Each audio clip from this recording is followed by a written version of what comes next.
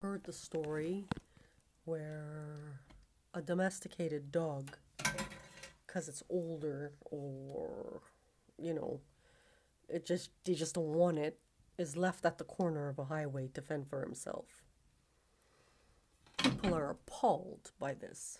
Like, they're just really appalled by it. That's exactly what happened in the United States and Canada. And it makes part of C3's history. The reason that happened is the primitive nature of how they manage. Everything they tried to do, I could have done without one single death. And I was thrown to the ground as so many people died. And I even died. Clinical death. Surviving that. Today I kind of look funny.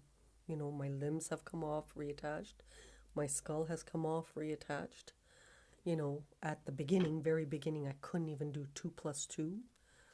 It took several years to even go walk 1 block and back. It is one of the biggest tragedies in history. The male dominance of how they brought hell that they live into to our settings, because that's the only thing they know. It's because Hannah was a female in the version. So today they're desperate, they're latched on still, and we can't get these fuckers out. You know, between India's tall family or Iran or China or United States media, it's been hell. They're just latched on. They've left that dog or cat at the side of the highway to fend for himself.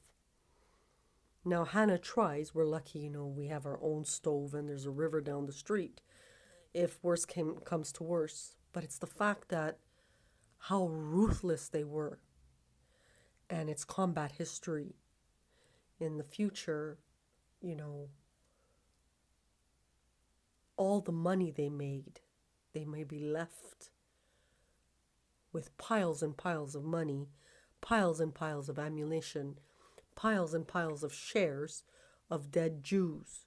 They may be left with not one single person around them except themselves. Another entry.